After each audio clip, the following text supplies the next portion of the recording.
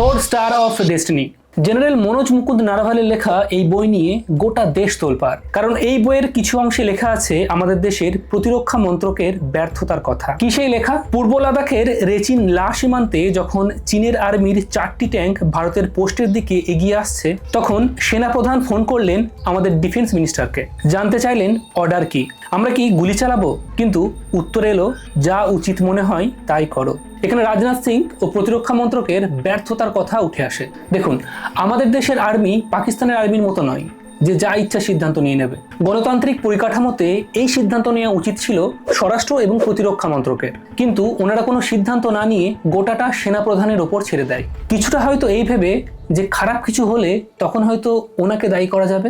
বইয়ের এই অংশ দ্য ক্যারাভেন ম্যাগাজিনে প্রকাশিত। এই বই কিন্তু ন্যাশনাল সিকিউরিটির কারণে আটকে আছে, এখনো প্রকাশ পায়নি। বিরোধী দলনেতা যখন এই বইয়ের কিছু অংশ পার্লামেন্টে তুলে ধরেন, তখন থেকেই বিতর্কের শুরু। সরকারের তরফ থেকে যুক্তি দেওয়া হয় যে এই বই যেহেতু এখনো রিলিজ হয়নি, তাই এই বইয়ের কোনো কথা পার্লামেন্টে তোলা যাবে না। এখানেই শেষ নয়।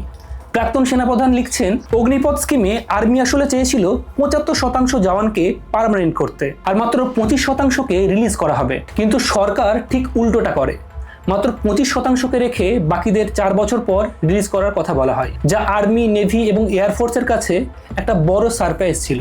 এমনকি শুরুতে জওয়ানদের বেতন 20,000 টাকা ঠিক করা হয়েছিল, যা নিয়ে নারাভানে তীব্র আপত্তিও জানিয়েছিলেন। এই বিষয়ে আপনার কি মতামত? কমেন্টে অবশ্যই জানাবেন। ধন্যবাদ।